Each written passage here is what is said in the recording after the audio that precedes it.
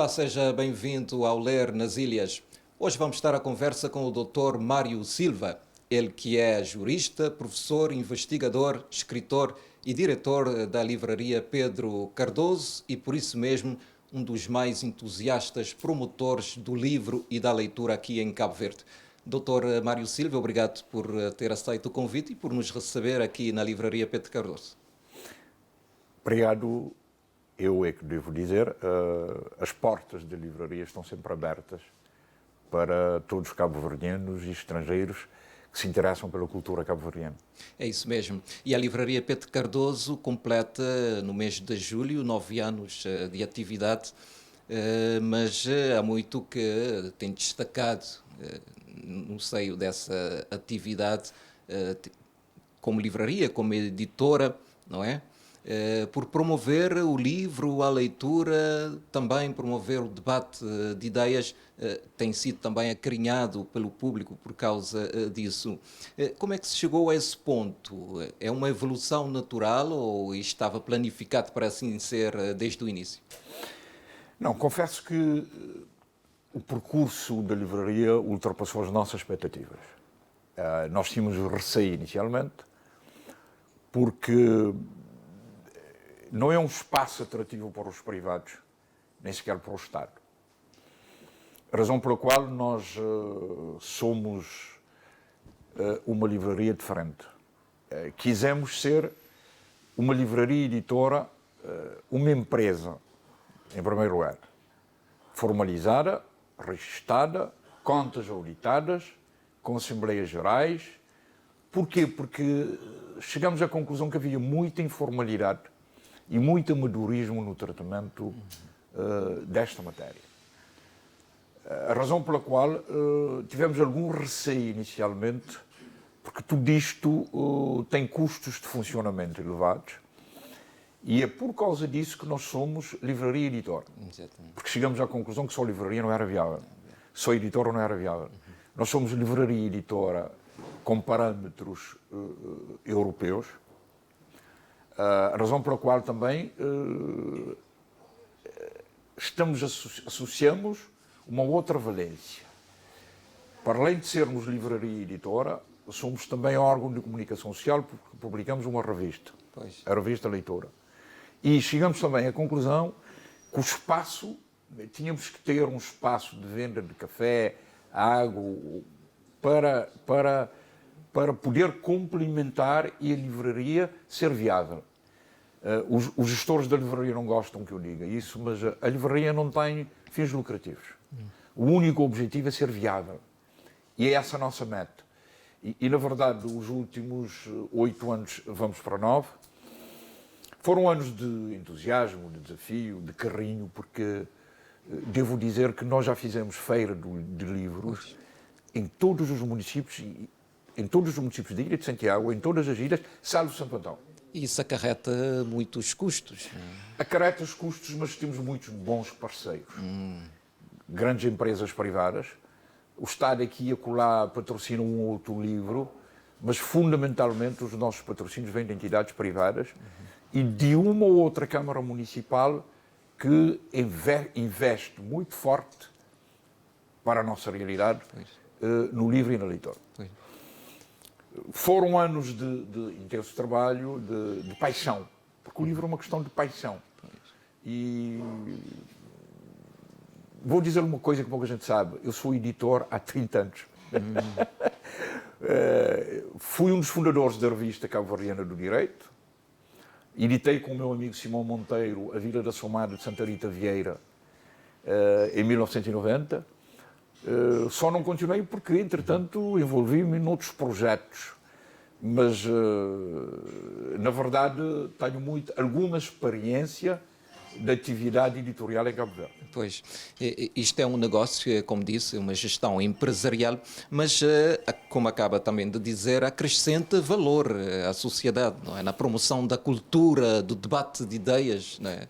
Sem dúvida, nós costumamos dizer que a livraria Pedro Cardoso é muito mais do que uma livraria. Para além de sermos livreiros, vendemos livros, somos editores, somos órgão de comunicação social porque publicamos a revista Leitura, organizamos debates, conferências, mesas redondas, projeção de filmes e, inclusive, assembleias gerais de associações e de sociedades já foram feitas aqui. Olha. Às vezes há atividades aqui que eu nem sequer sei, nem quero saber, porque não consigo acompanhar a dinâmica de atividades que acontecem nisso. Na verdade, este espaço tornou-se um mini-centro cultural da cidade. Um mini-centro cultural da cidade. Mesmo imigrantes, há imigrantes que escrevem livros, vêm cá, não conhecem o mainstream, às vezes vêm para a Livraria Pedro Cardoso e, com um grupo de amigos, fazem aqui o lançamento dos seus livros, dos seus debates, etc, etc, etc. Pois, não o posso afirmar com toda a certeza, mas parece-me que é a única livraria do país em que se pode entrar, pegar um livro novo na prateleira, esfoliá-lo, estudá-lo, tirar apontamentos e depois sair sem comprar o livro. Essa é outra dimensão que nós não estávamos à espera. Nós quisemos ter uma livraria, acabamos por ter uma biblioteca, entre aspas. Vêm cá estudantes que vêm estudar. Pois. E eu lembro-me uma vez, um dos funcionários estava irritado, porque vêm cá os estudantes, estudam, tiram os livros da prateleira, agora está na moda, fotografam as páginas que interessam. Eu disse, calma, pode não comprar hoje, mas no dia em que terminar o curso vai comprar. Nós temos um projeto a médio e longo prazo. E eu mesmo aqui na livraria, uma vez, um estudante disse-me falar mais baixo. Eu sorri e disse, ok, tudo bem, vou falar mais baixo, mas isto aqui não é uma biblioteca, é uma livraria. Na verdade, acabou por tornar-se também numa biblioteca. As pessoas vêm cá, leem, vêm com os seus livros, especialmente aos sábados. Mas esta função de biblioteca não prejudica o negócio de vender livros? Não, a livraria não tem fins lucrativos, quer servir à comunidade. A razão pela qual nós não levamos as regras de funcionamento de uma livraria ao fim da espada. A gente percebe isso. A gente percebe isso. E a Livraria Pedro Cardoso já editou mais de 100 títulos ao longo destes 8 anos e muitos são novos autores, pouco conhecidos do público. Vale a pena esse risco? Vale a pena porque nós temos que estabelecer equilíbrios. Eu acho que o futuro pertence aos jovens autores, aos jovens escritores, na medida em que os consagrados já têm o seu público consolidado. Se nós quisermos atingir uma nova camada de leitores, temos que apostar claramente nos jovens autores. Há riscos associados, mas devo dizer-lhe que não temos razões de queixa. Por incrível que pareça, os nossos jovens autores têm vendido bem. Têm vendido bem porque quando nós lançamos um nome que é desconhecido, mesmo os autores mais consagrados querem saber quem é. Quem é, sim. O que é que ele escreveu? Exato. Será que há algo de novo que está a acontecer na literatura cabo-verdiana? E temos tido sorte, porque, na verdade, os jovens autores não nos têm desiludido, pelo contrário. É uma política que, desde a primeira hora, nós assumimos e vamos continuar a publicar novos autores. Não sei se é uma pergunta indiscreta, dos livros que têm publicado, quais é que destacaria, quais têm tido mais sucessos de venda? Não sei se consegue... Eu não gostaria de ser indiscreto. Eu não gostaria de ser indiscreto nesta área, mas, de uma maneira geral, os nossos livros têm tido muita aceitação no mercado. Porquê? Porque nós temos um catálogo diversificado. Já publicamos, até o dia de hoje, 105 títulos. Entramos numa política de edições. Eu tenho a certeza que nunca um privado publicou tantos livros em Cabo Verde. Estou a investigar se alguma vez o antigo Instituto do Livro e do Disco e a Biblioteca Nacional chegaram a publicar tantos títulos. Qual é o segredo? O segredo é exatamente a diversificação.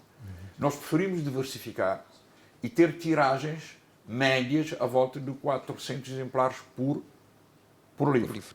Porque o mercado é pequeno. Naturalmente perdemos em termos de economia de escala, mas atingimos um público mais vasto. Veja, nós publicamos desde poesia, passando por romance, teses de mestrado, teses de doutoramento. Autores nacionais, autores estrangeiros, que se preocupam com a literatura ou com a cultura cabo-verdiana em geral. E a cultura cabo-verdiana é muito apreciada lá fora. não só no seio da nossa imigração, mas por investigadores que se interessam pela cultura cabo-verdiana, nas universidades. Basta dizer-lhe, por exemplo, do Brasil, chegam-nos quase sempre pedidos de livros de autores cabo-verdianos. Temos tido muita dificuldade em responder a todas estas solicitações. É por causa disso, já agora digo-lhe em primeira mão, ainda nós não noticiamos, quarta-feira, dia 29, ou seja, há 3 dias, é uma data histórica para nós, porque conseguimos materializar um projeto que é a edição dos livros e-books. 2023, todos os nossos livros vão ser formato papel e formato e-books.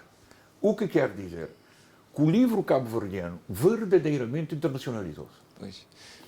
Você pode estar em qualquer parte do mundo, desde que tenha um cartão de crédito e sabe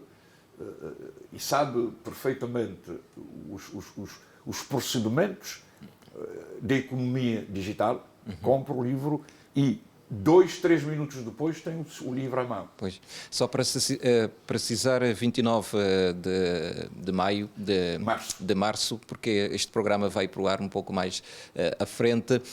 Já agora, falando nisso, essa publicação online vai acontecer nas plataformas mundialmente conhecidas, Amazon, ou haverá uma plataforma específica para a venda dos livros de Pedro Cardoso? Deixa-me dizer o seguinte, nós já tínhamos a política de colocar os nossos livros, uma política discreta de colocar os nossos livros na plataforma UC, em Portugal, e também alguns livros nossos já estavam no Amazon. Quem quiser entrar no Amazon.com vai lá encontrar vários títulos da livraria Pedro Cardoso. Mas era uma presença discreta. Agora não. A partir de uma plataforma, de uma parceria que fizemos com uma editora portuguesa, nós colocamos o livro nessa plataforma e podem ser adquiridos a partir de qualquer parte do mundo. Não quer dizer, já agora? Sílaboedições.pt. Pois. Tem dito que o Estado é o principal concorrente dos privados nesta área de edição e venda de livros. O que é que propõe? A privatização das editoras e livrarias do Estado? Não, eu ainda não proponho nada. Eu estou naquela fase de interrogar à procura de respostas. O governo é que tem que encontrar respostas. A questão que eu tenho colocado tem que ver basicamente com o seguinte. Faz sentido o Estado ter uma livraria na praia? Faz sentido o Estado ter uma livraria em São Vicente? Repara no seguinte. Eu aceitava de bom grado que o Estado tivesse uma livraria em Santo Antão, na Brava ou no Santiago Norte, de acordo com o princípio da subsidiariedade. Agora, o Estado tem lá onde os privados têm. E espero não ser mal entendido. O Estado não sabe fazer contas. Ou seja, se você perguntar às livrarias privadas todo o ciclo do livro até chegar ao privado quanto é que custa, os privados dizem. Se perguntar ao Estado, ninguém lhe diz. Porquê? Há um conjunto de custos que não são contabilizados e que deviam ser contabilizados de acordo com as boas regras de gestão. Não sou gestor, mas já aprendi muito com gestores e economistas. Primeiro aspecto. Segundo aspecto. Nós entramos na publicação dos clássicos. Publicamos José de Evaristo de Almeida, Pedro Cardoso, o Manduco, que muita gente desconhecia. Publicamos Jorge Barbosa. O que é que fez o Estado? Começou a publicar os clássicos. A questão que se coloca é a seguinte.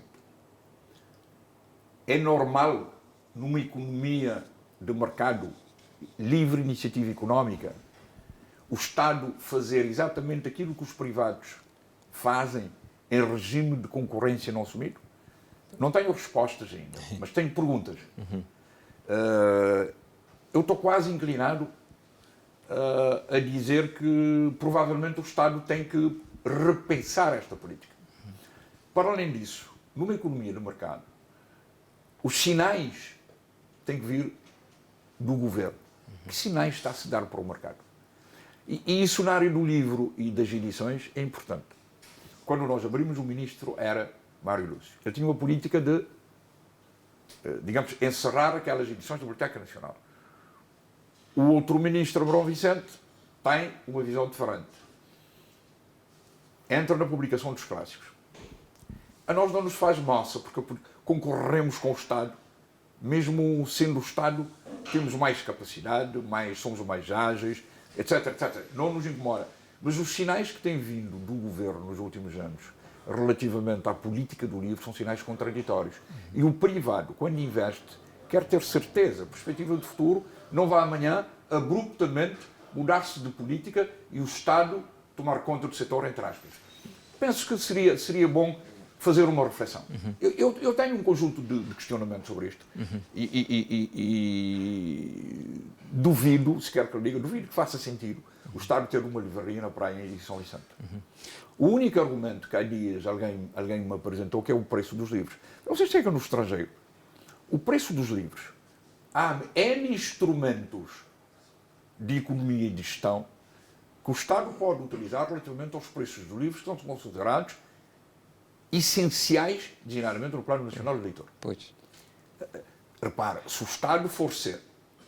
Estado quiser ser o único ou o principal editor dos livros do Plano Nacional do Leitor, é muito complexo depois para os privados equacionar tudo isto. Na verdade, é um debate que é preciso abrir sobre o que deve ser o papel do Estado no setor do livro em Cabo Verde. Pois, eu ia perguntar-lhe exatamente, o Plano Nacional de Leitura já tem impacto na publicação e venda de livros, mas o que acaba de dizer é que... Não, devo dizer o seguinte, eu uma vez nós organizamos um debate aqui na livraria sobre o Plano Nacional de Leitura. Eu na altura disse que eu era cético e algumas pessoas, como sempre em Cabo Verde, não ficaram muito agradados com a minha afirmação. Eu acompanho o Plano Nacional de Leitura há 8 anos, desde que a livraria existe. Eu, nos últimos 8 anos, já trabalhei com quatro dirigentes máximos da Biblioteca Nacional.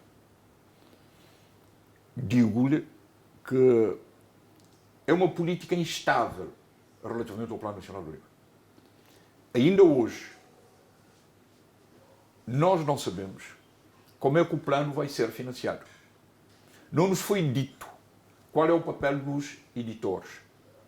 Não nos foi dito, nem nos foi entregue, não sei se existe, a lista dos livros que fazem parte do Plano Nacional de Leitura. Alguns autores já nos disseram que os livros deles fazem parte. A gente diz, vamos aguardar, nós não temos nenhuma comunicação oficial, nem sequer sabemos qual é a política relativamente à implementação do Plano Nacional de Leitura. O que significa que há muitas incertezas da nossa parte, enquanto livreiros e editores, relativamente ao Plano Nacional de Leitura. É preciso haver mais diálogo, mais abertura? Não, diálogo tem havido, não tem havido respostas. O governo devia esclarecer isso. Mas repara, o esclarecimento governamental relativamente ao financiamento do Plano Nacional do Livro, relativamente ao papel das editoras, há uma outra dimensão. As famílias precisam saber qual é a política do livro associada à implementação do Plano Nacional de Leitura, como acontece em todos os países. Falando ainda de políticas do Estado, estamos num mercado exíguo, onde as dificuldades de transporte, de logística, encarecem ainda mais o livro. Que outras políticas nesta área gostaria de ver o Estado a assumir? Com participação, por exemplo, no envio de livros para outras ilhas? Veja, um dos maiores problemas relativamente aos livros tem que ver com colocar os livros em todas as ilhas. Nós estamos a conseguir fazer isso com muitas dificuldades. Até porque temos um preço nacional. É necessário muito equilíbrio e patrocinadores para a gente fazer isto. Segundo aspecto, os autores querem ir às ilhas e aos municípios, no caso de Santiago, apresentar as suas obras.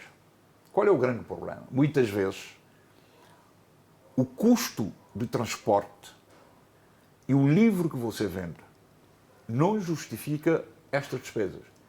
Eu acho que seria simpático da parte do governo encarar esta matéria. Como levar os autores que desejarem a todas as ilhas e a todos os municípios para apresentarem a sua obra. O problema, o ganho não é do autor nem do editor. Isto é um erro de palmatória.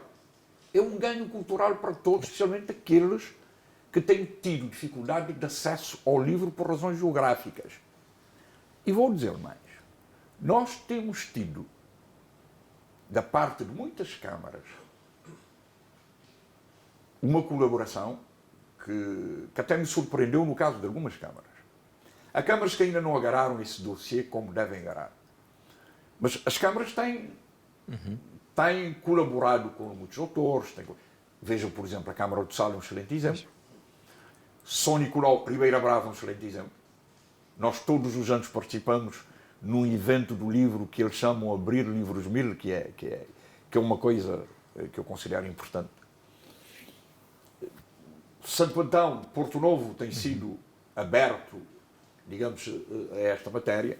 Santiago de Santa Catarina tem sido... Ou seja, muitas câmaras já agarraram, digamos, a necessidade de uma política do livro e de leitura muito fortes para Cabo Verde. Tem proposto às câmaras uma política de orçamentação para aquisição de livros para as bibliotecas municipais. Alguns têm acolhido esta ideia? As bibliotecas municipais e as bibliotecas escolares, de biblioteca só tem um nome, salvo exceções. Eu tenho a sorte de eu conheço Cabo Verde com a palma da minha mão. Quando estava na política, andei isso de lege a lege. E como gosto do livro, conheço quase todas as bibliotecas municipais e escolares. São muito pobres. Nós estamos a viver com base nos livros que os estrangeiros nos oferecem. São bons, não discuto. Mas o livro tem que ir para além disso. Se você reparar, se você chegar a qualquer biblioteca municipal ou escolar, você não vai encontrar, em regra, autores nacionais. A não ser livros antigos. Nós temos incentivado as câmaras neste particular. Temos colaborado com várias escolas, inclusive oferecendo prémios para os alunos que participam em concursos literários, e aí digo-lhe claramente, as escolas secundárias de Cabo Verde estão a fazer um excelente trabalho. Nem sempre é mediatizado, mas estão a fazer um excelente trabalho. E já agora digo, eu tenho uma boa imagem da escola pública cabo-verdiana. Lembro-me que em 1980 nós tínhamos duas escolas secundárias em Santiago. 3 a nível nacional com São Vicente. Olha, estamos em 3 dezenas de escolas secundárias. E nestas escolas ensina-se o português, faz-se concurso literário. Não podemos comparar, quer dizer, é uma evolução fantástica que nos deixa entusiasmados relativamente ao futuro literário e o futuro cultural deste país. Doutor Mário Silva, vamos aproveitar para fazer uma pausa e já voltamos à conversa.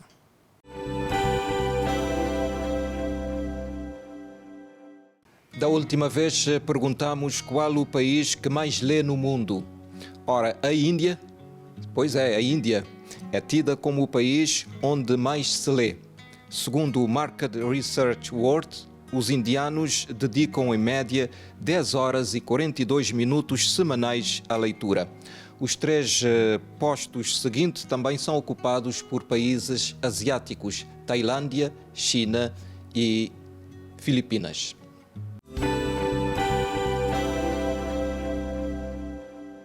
Voltamos à conversa com o Dr. Mário Silva. Doutor, falávamos há pouco da leitura. Sabe-se que em Cabo Verde lê-se muito pouco. O que é que se pode fazer para melhorar isso? Eu não sei se em Cabo Verde se lê muito pouco. Tenho dúvidas. Depende do parâmetro de comparação. Se está a referir-se ao passado, acho que lemos mais. Não tenho dúvidas. E os meus pontos de reflexão sobre isto têm a ver com o número de escolas secundárias que existem, o número de universidades que existem, tem a ver com o número de autores que têm aumentado, escritores que têm aumentado exponencialmente. Tem que ver com um conjunto de fatores. Agora, uma coisa é ler, outra coisa é uma leitura literária, que se circunscreve ao teatro, conto, romance e poesia. Aí não lhe posso dizer com certeza. Mas leitura no sentido amplo da palavra, não tenho dúvidas que o país está a ler mais. E esquecemos-nos de uma outra dimensão da leitura. Nós fizemos aqui na livraria há tempos uma conferência sobre leitura religiosa e foi dito e demonstrado, por exemplo, que os boletins paroquiais em todo este país, que a Igreja Católica publica nos fins de semana, é muito lido, muito solicitado. É leitura. E acha que o Estado... Nós é que temos muitas vezes um conceito muito estrito do que é leitura. Provavelmente o país precisa ler mais. E lê-se muito pela internet também, não é? Aí está. Portanto, a minha reflexão de que estamos a ler pouco diz-me que é o contrário. Podemos... Mas acha que a nível do Estado há uma política de incentivo ao livro e à leitura? Tenho dúvidas. Se nós formos ler o plano, o programa do governo, só deste governo, não interessa falar dos outros, porque dos outros é pior, porque espera-se deste que faça melhor. De 2016 a hoje é muito bonito. Digamos, o discurso parece consistente, mas a implementação do discurso fica aquém do prometido. E isso não é Mário Silva que está a dizer. O Sr. Ministro Abrão Vicente, numa entrevista que deu à revista Leitura da Livraria Pedro Cardoso, admitiu isto claramente, dizendo que este mandato vai fazer mais para o livro e para a leitura.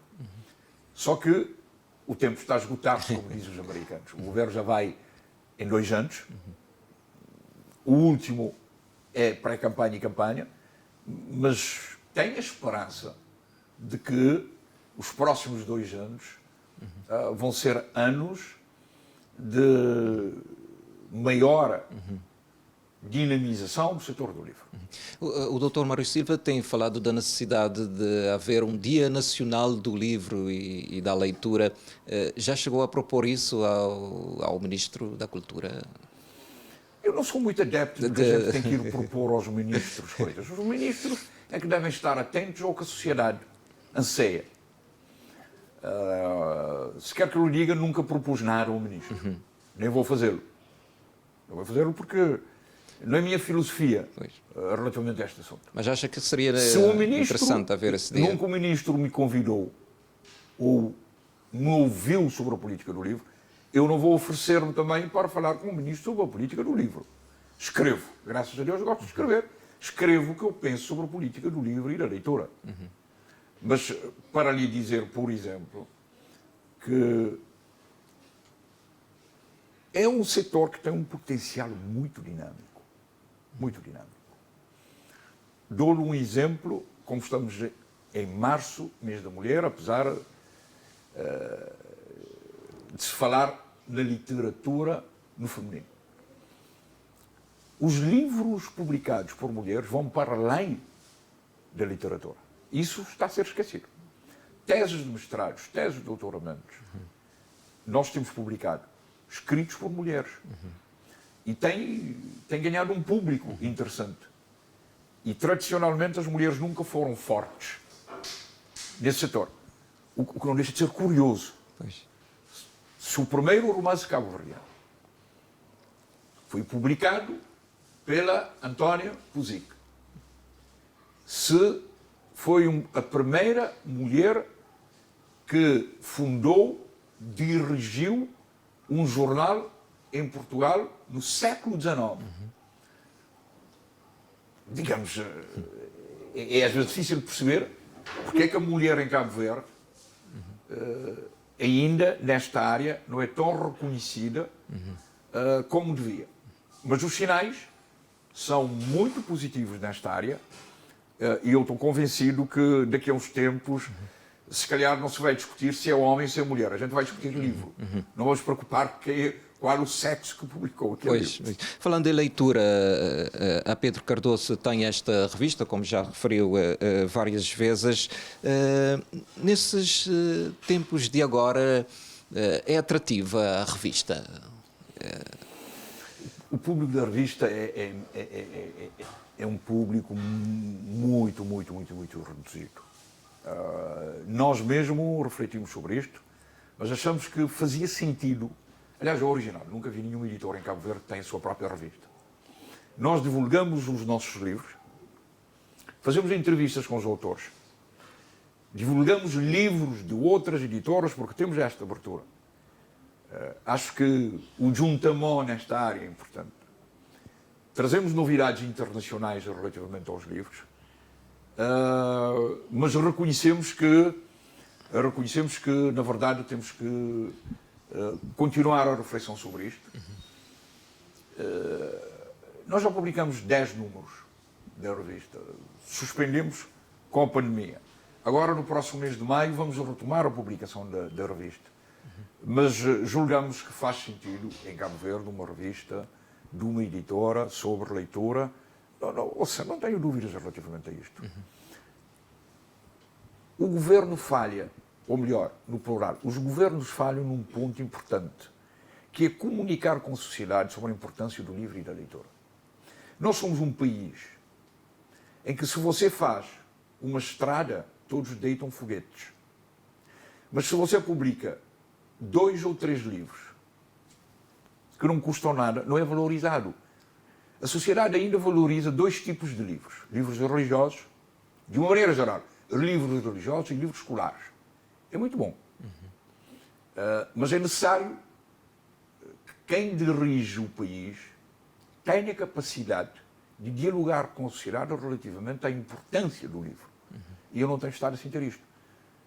São os privados, as editoras, os autores é que têm feito este papel. Muitas vezes em situação difícil. Reparo, não estou a dizer que o governo deva substituir aos privados. Longe disso, credo. O que eu estou a dizer é que o governo tem instrumentos e mecanismos, numa sociedade pobre como a cabo-verdiana, em que os recursos das famílias são recursos muito reduzidos, do meu ponto de vista, devia, em vez de estar a vender livros e a editar livros, em regra, devia fazer o quê? Devia ter uma política que criasse um ambiente favorável ao livro, que esclarecesse às famílias sobre a importância do livro e facilitasse o acesso do livro na dimensão geográfica e na dimensão financeira. Eu acho que nós temos que caminhar por aí. Não tenho dúvida relativamente a isto. Pode não ser hoje, pode ser amanhã, como se costuma dizer no crioulo de Santiago, que é tentalho. Doutora Mário de Silva, vamos falar de uma outra vertente sua, enquanto escritor, principalmente enquanto investigador, não é? Já publicou alguns livros na sua área de formação, direito, não é? Este foi o primeiro, de 2004, o regime dos direitos sociais na Constituição cabo-verdiana. Vamos mostrar alguns para a Câmara. Também publicou este.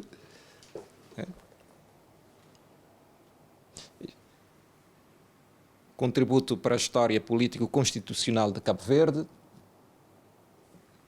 1974-1992. Também tem este, Legislação de Direito da Função Pública. Não é?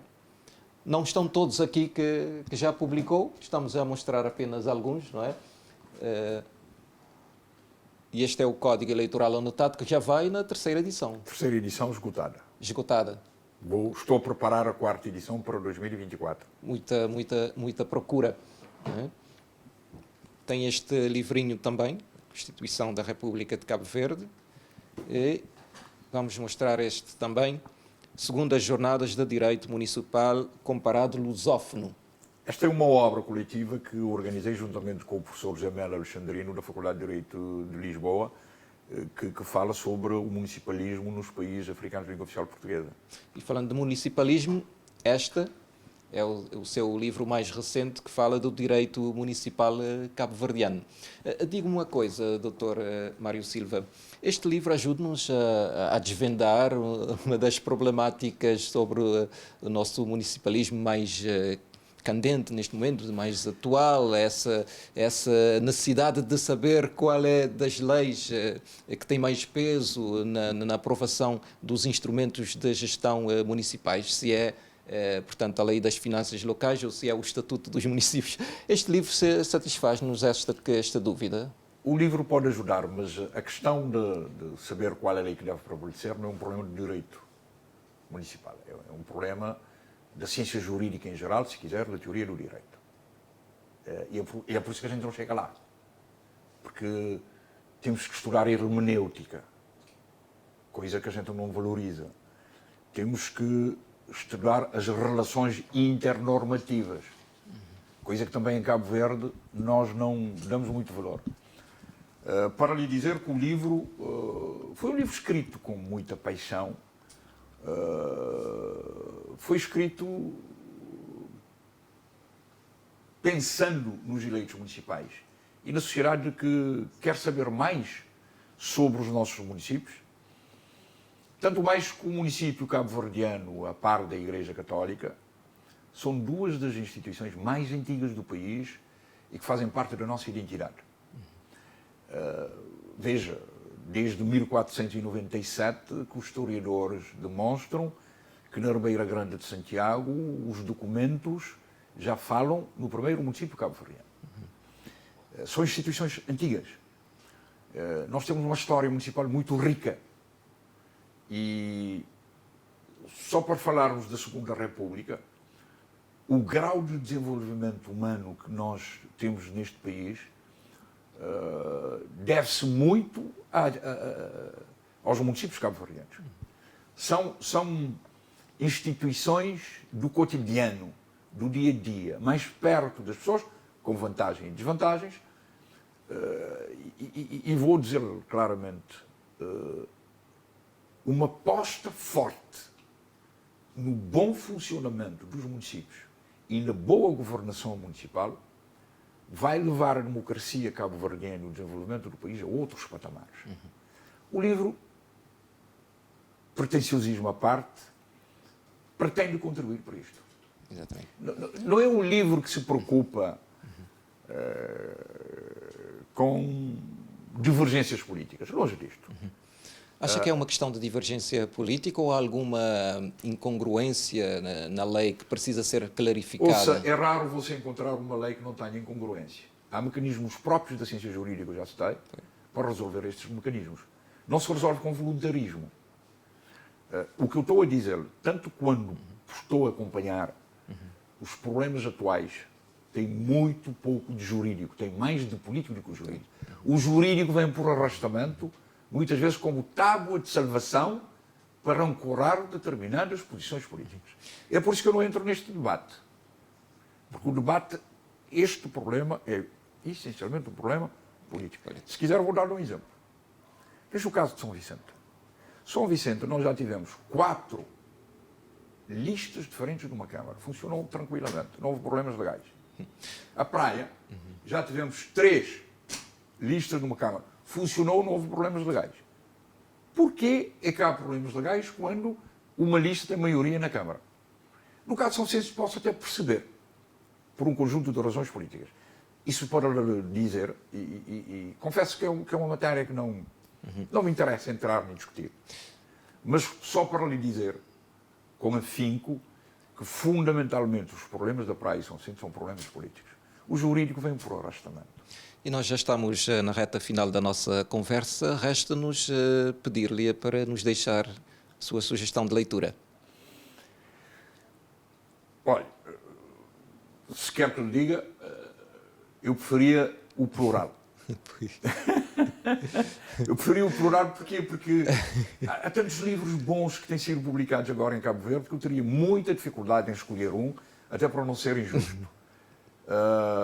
Tenho muita dificuldade em dizê-lo para não ser injusto com ninguém, mas só para lhe dar um exemplo. Nós, só na livraria, este ano, já publicamos 9 títulos. 9. Este, seguramente, vai ser o ano da livraria Pedro Cardoso. Nós pretendemos chegar a dezembro com 20, 24 livros publicados. O que significa, vamos bater o nosso próprio recorde de publicação de títulos de autores cabo-verdianos e de autores nacionais. Há investigadores. Nós vamos publicar um livro de um investigador belga da Universidade Católica de Louvain. Qualquer coisa, o título é Criolização, a identidade de Cabo Verde. Ou seja, é muito difícil fazer uma sugestão porque são tantas obras que me deliciam, então preferia não indicar nenhum para não ser justo com ninguém. E o nosso tempo, então, esgotou-se. Com pena, porque tinha muito mais para pois, dizer. Há sempre muita coisa para dizer, não é? Resta-nos agradecer-lhe novamente pela sua disponibilidade e agradecer também ao telespectador que nos acompanhou ao longo desses 12 programas desta segunda temporada. Despedimos-nos. Até uma próxima oportunidade.